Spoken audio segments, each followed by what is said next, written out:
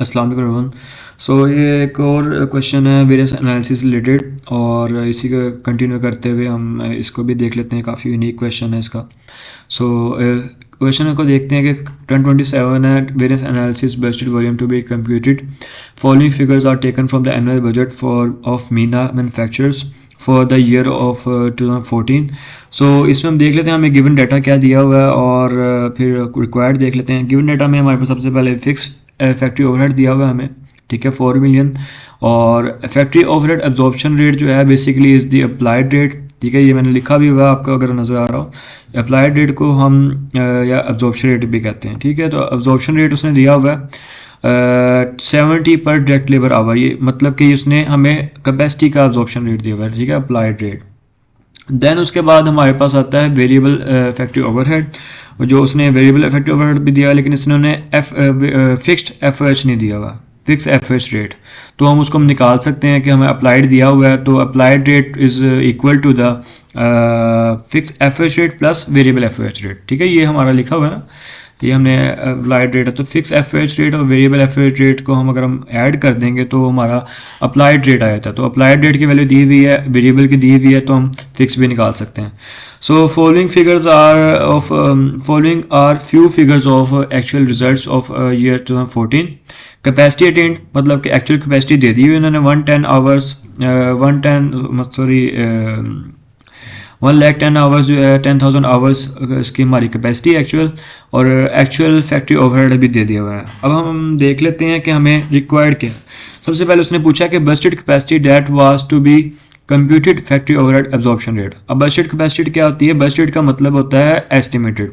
तो आप estimated capacity बात कर लें, नॉर्मल कैपेसिटी की बात कर लें, हमने वो पहले फाइंड करना है, ठीक है। वो हम इजीली फाइंड कर सकते हैं, हमें बस वैल्यूज़ की नॉलेज होनी चाहिए कि कौन कौन सी हमें चीज़ चाहिए। क्वेश्चन आप अगर पढ़ना सीख लेंगे तो आपको इजीली ये समझ आ जाएगी, ठीक है। तो बजटेड कैपेसिटी के लिए हमें क्या चाहिए सबसे पहले, या नॉर्मल कैपेसिटी के लिए हम नॉर्मल कैपेसिटी फाइंड कर सकते हैं अपना।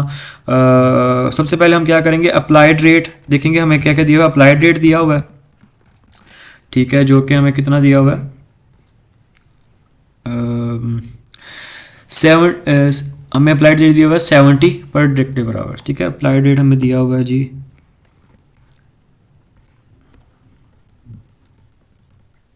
70, और वेरिएबल दिया हुआ हमें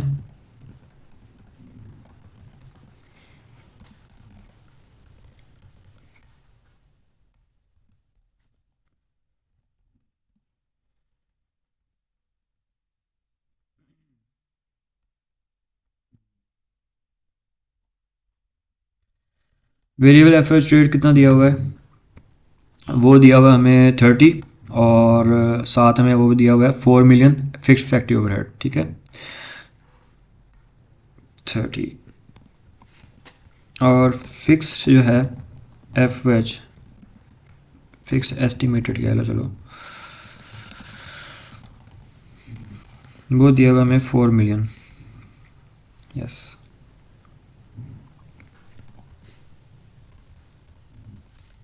ठीक है, अब हमने क्या करना है, हमने बजटेड नॉर्मल कैपेसिटी निकालनी है। तो हम अगर हम फॉर्मूले में देखें, फॉर्मूले में नॉर्मल कैपेसिटी निकालने के लिए जो ये लिखा हुआ है मैंने, अप्लाइड रेट या एब्जॉर्प्शन रेट को हम अगर निकालने हैं तो फिक्स एफओएच हमें उसके लिए चाहिए, वेरिएबल एफओएच चाहिए, और एस्टिमेटेड कैपेसिटी चाहिए। तो अगर हम इसको ज़रा ब्रेक डाउन कर लें, फिक्स एफओएच रेट को अगर हम देखते हैं, हमें फिक्स एफओएच रेट दिया हुआ है कि नहीं दिया हुआ है, हमें अभी वो हमें नहीं दिया, हमें वेरिएबल दिया हुआ है, ठीक है। तो फिक्स एफओएच रेट हम निकाल लेंगे, ठीक है। वो सबसे पहले कैसे निकाल लेंगे, फिक्स एफओएच रेट, और उसको निकालने के क्या करेंगे हम कि अप्लाइड को माइनस कर देंगे 70 minus is equal to 70 minus कर देंगे 30 से, वेरिएबल से, तो हमारे पास आ जाएगा फिक्स एफओएच रेट। अब फिक्स एफओएच रेट आ गया हमारे पास फिक्स एफओएच भी है, ठीक है। फिक्स एस्टिमेटेड एफओएच में दी हुई है, नॉर्मल कैपेसिटी हम निकाल सकते हैं, ठीक है, इसी थ्रू। सो हम देखते हैं कि हमारे पास जो नॉर्मल कैपेसिटी है उसका फॉर्मूला बनेगा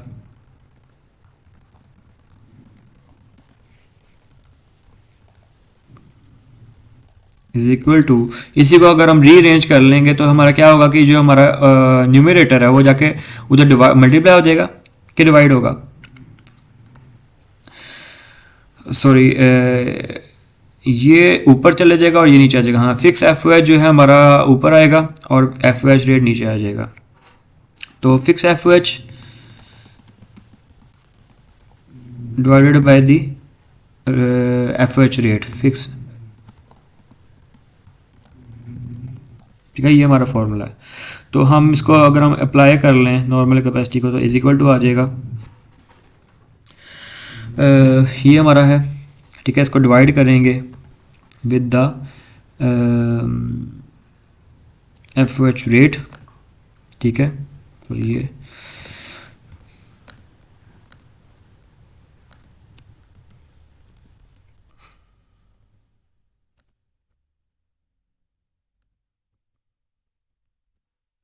ये आ जाएगा हमारे पास नॉर्मल कैपेसिटी, ठीक है, जो कि हमने फाइंड करनी थी। और ये हमारा पहला पार्ट हमारा सॉल्व हो गया, नॉर्मल कैपेसिटी।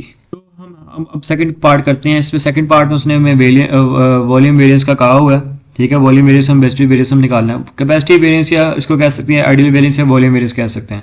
तो एक्चुअल एफ एच हमें दिया हुआ है इसमें, ठीक है। बजट ऑफ एफ एच हम निकाल लेते हैं। ये इसका फॉर्मूला है, fix F H plus variable F H divided by normal capacity.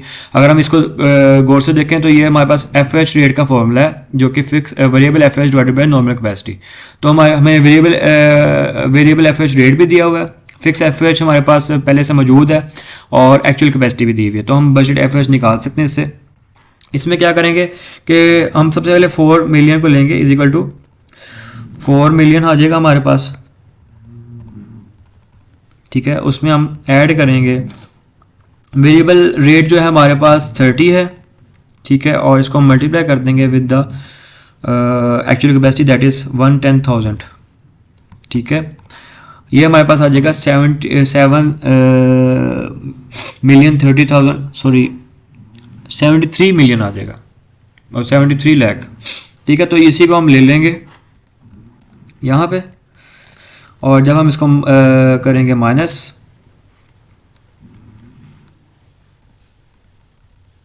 ये आ जाएगा हमारे पास 70,000, जो कि हमें ये क्या इंडिकेट करता है, ये मैंने लिखा हुआ है कि अगर हमारा रिलेशन हम देखते हैं एक्चुअल और बजट का, एक्चुअल और बजट का रिलेशन ये बताता है कि अगर actual is less than budgeted then it is favourable. यहाँ पे क्या है, हमारा actual is more than budgeted, ठीक है।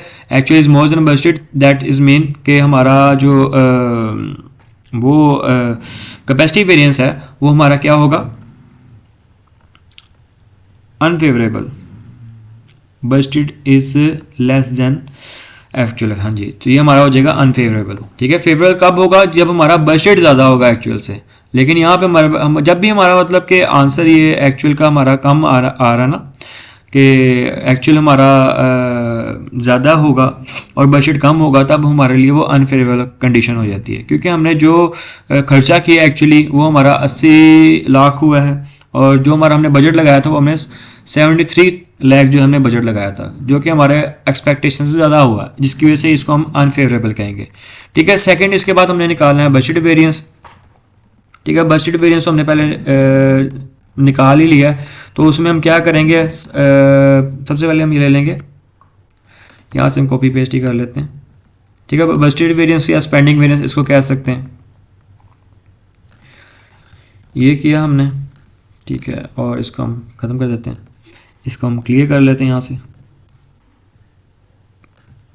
इसमें हम क्या करेंगे, हमारे पास बजट वेरियंस आ गया हुआ है, हम इसी को ले लेते हैं, कॉपी किया यहाँ से लिख दिया। Applied rate, applied F H हमारे पास है कि नहीं है, अप्लाइड एफ एच जो हमने निकालनी पड़ेगी मेरे ख्याल से। तो अप्लाइड एफ एच के लिए फॉर्मूला क्या है कि अप्लाइड रेट चाहिए और उसके लिए एक्चुअल कैपेसिटी चाहिए, तो हम निकाल सकते हैं उसको। हमारे पास अप्लाइड रेट भी है और actual capacity. Applied F H को हम निकालना है हमने अब, तो उसके लिए हम क्या करेंगे, अप्लाइड रेट कितना है हमारे पास 70, और इसको मल्टीप्लाई कर देंगे नॉर्मल एक्चुअल कैपेसिटी के साथ। किसके साथ करना है, एक्चुअल कैपेसिटी जो कि हमारे पास है 110,000 आवर्स, 110,000, ठीक है। ये हमारे पास आ गई अप्लाइड एफ एच, इसी को हम कर लेंगे कॉपी यहाँ पे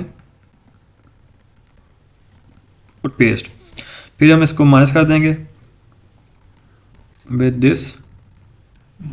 हमारे पास आ गया है -40,000। अगर हम इसका रिलेशन चेक करें बजट और अप्लाइड का, तो अगर अप्लाइड हमारा बजटेड से ज़्यादा होता है तो फेवरेबल होता है। यहाँ पे क्या है कि यहाँ पे हमारा applied is more than budgeted, that is why it is favourable. ठीक है, तो ये इसका बेसिक लॉजिक है और ये हमारा क्वेश्चन सॉल्व हो गया है।